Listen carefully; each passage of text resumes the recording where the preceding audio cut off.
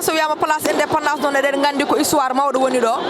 kono noon eɗen gadori kala 31 décembre eɗen gandi kalɗo ɓiɓɓe sénégal naaɓe goni kala joguiɓe coftal en keewi arde tawtoreɗo ko wiyete ko minuit nde tawno eɗen gandi à partir de minuit hankkadi en naate 2024 eɗen ñaagui Allah 2023 mo jaltuɗen o 2024 yo ɓuran men yo won ɓural yo won ɓamtare yo won ɓudditar yo won yaajede yo won kadi deere e leydi ndi kadi e deere afrique kadi e deere aduna allah o foof ɗum noon noon eɗen mbaɗa souhaité bandiraɓe foof bonne heureuse année 2024 eɗen ɗo dardi ɗo e ɓiɓɓe fulɓe ganduɗa ko ɗo pottuɗen mabɓe en mbeɗaɓe micro mabɓe ɓe calmina bandiraɓe calmina yeeɓiyankoɓe piindi ɓiɓɗo pullo min calminima jiiɗa andude indema yettode ma hoto jeeyɗa awa mi salminima miɗo hiwro dendanagal ka pullo woni e nder aduna o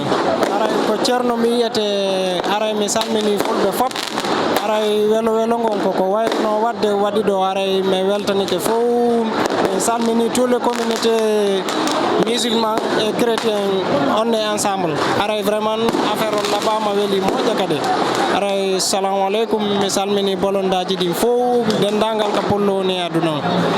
pullo nomin nani taɗa haalni somi faam so tawi mi faamima hataw ka fuladunajo non min komi pullo fouta guinéenjo komi pullo fouta mais fulɓe foof ko gotum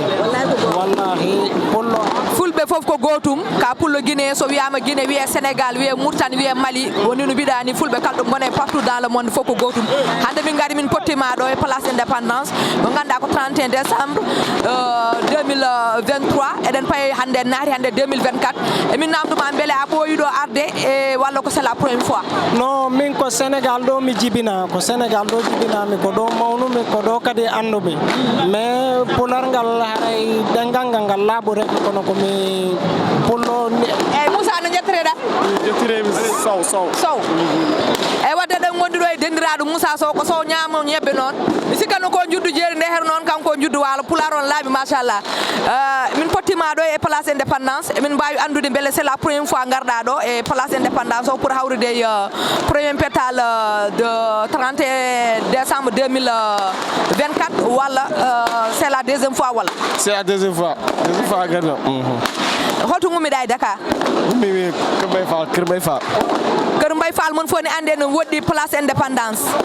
haadema yettade ɗo a dañi caɗele walla daña non de caɗe muuse teero heewi yimɓe quoi meeɗa heewirni affaire vacances meeɗa heewirni ngol to weeɓino quoi hikka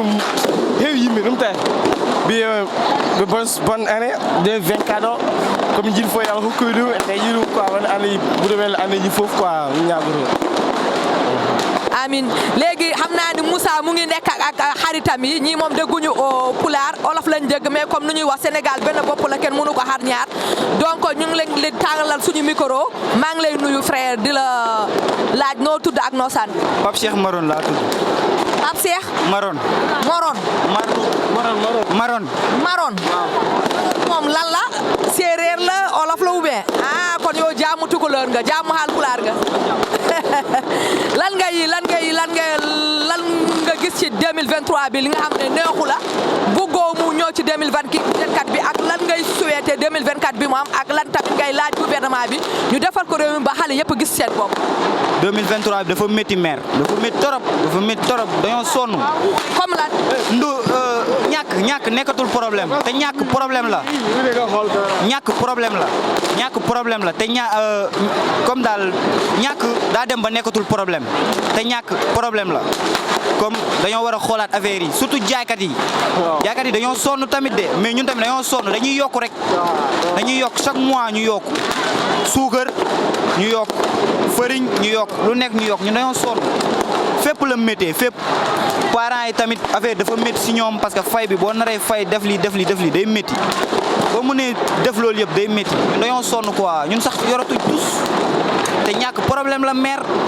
dëgg la ñàkk problème la mais ku nekk am na waree fam yow xale nga ndax yaa ngi jàng ou bien. man damay jàng bu baax. lan ngay jàng université nga nekk ou bien métier ngay jàng ou bien lan ngay def. non ma école laa nekk. waaw lycée laa nekk. ban classe ngay def. terminal ngay def donc ñu ngi lay souhaiter nga am sa bac te den dardiɗo e debbo mañam Hadja min calminima min juurimama mi salmitima Salija salmimama juurimama mbawi andude Hadja beele ko première fois ma arde ɗo e place indépendance garda e ɓesgu ma walla ɓooyi wadde ɗum mi meeɗi arde ɗo hanko noon saaha ɓooyi noon ɓooyi gila baba min adda min ɗo ila min goni suhaɓe nden bayrunomi ɗo so gonga haalte kono kam caggal muɗum ko hikka kam woni ko duttitimi gayi hikka woni ko duttirɗa gayi gummiɗa ko gila maris garɗa ha ɗo e place indépendance mon fof ane ande no woɗɗi beele ne garta nde woɗɗani ni par ce que so tawi ko temps normal mon fof ne andi woɗɗani kono so tawi waɗi embouteillage ne woɗɗi mais min mbawi andude combien de temps mbaɗɗa e lawol ho pour yetta ɗo par ce que ne heewi ñande 31 décembre lawol ngol faaɗa e lawol ngol noon ne faaɗi no feewi samin mbaɗi fodde 2 heures de temps e lawol he lawol ngol ne faaɗi embouteillage o no heewi ne wonno o saaha taw ko yimɓe fof ne jiiɗa arde nder Dakar ɗum tawi laabi ɗi ne faaɗa tigui rigui kono kam bon min jettima kam e temps min jettima e taw minuit yonani minuit ko ɗo yoni min machallah minuit ko ɗo yonma mon fof ne andi so tawi minuit yoni yon jiyat pétaluji kuɓɓe hankkandi tel hewɓe to goni e Dakar ko taari Dakar ne kewi arde garde ɓesguji mumen wona pour haydara kono ko ene weeli tan jaltina ɓesgu ma kadi belto kadi yimɓe ñaago Allah kadi nde 2024 o ɓurata kadi 2023 o holno wayema hande beele weelima ha ganduɗa hankkandi chaque année sa dañi opportunité ma ara walla e woni weltare am no fewi par ce que gomi gardumi koye famille gardumi koye miñamen gardumi koye ɓesgam cukalonam ɗum tawi ko weltare tan ko weltare par ce que sa yalti a yaltide e famille a yaltide e sukaɓe maɗa bonheur o jiita ko jomumen ene belti sukaɓe ene belti anne mbawata tan ko weltade bon somi dañi kam jinmi ko ruttitade ɗo mo wuure mo wurti kadi e dañmi foof kam somi dañi jin ko artude ɗo inchallah 2023 ɓenni eɗen hande e 2024 holko ñagontoɗa hoorema ñagontoɗa kadi dendagal ɓiɓɓe fulɓe e yeeɓoɓe e Ayaw Pin TV e ñagontomi dendagal fuutankoɓe dendagal ɓiɓɓe fulɓe foof ko hitande arore nde yo ɓuuranen hitande ɓennuɗo nde wonano hitande malal e kisal e arsuka e yaajede ko ɗum ñagoten Allah wona ane moƴƴo ane yimɓe fof mbaɗen heureux mon fof ko yiɗani hoore mum ko yalla waɗan ɗum ɗon e 2024 e ko ɗum tan mi ñagoto Allah e ɗum noon on jarama no fewi merci beaucoup Allah jarama Seydi Dia wadde noon ko wiide bandiraɓe tan on jii min gari ɗo place pe indépendance on jii kadi yimɓe waɗaɓe introsé ɓe fof ko kaali ɗum noon on yen paam so tawi wiyama 31 décembre tan ko yimɓe fof ndendi ɗum ala julɗo ala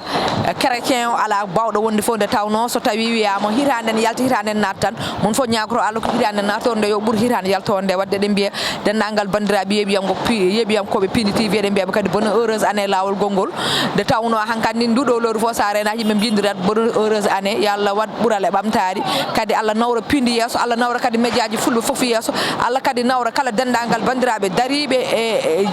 darde tinde pour nawrude Pindi yesso guila e liggotoɓe e nder Pindi hay sosɓe Pindi ɓe hay kadi yeeɓiyankoɓe Pindi yiɓɓe Pindi jagguɓe e Pindi kala ko Pindi yalti ene jeeɓa ene mbaɗa partagé kadi ene ƴetta doole mumen oolo mumen fof ene mbaɗa hen onon fof emin mbiyon bonne heureuse année mon fof kañum andi ko yiɗani hoore mum yallah waɗa ɗum Allah subhanahu wa taala andi ko ɓuuri moƴƴude men kadi yallah waɗan en bonne heureuse année 2024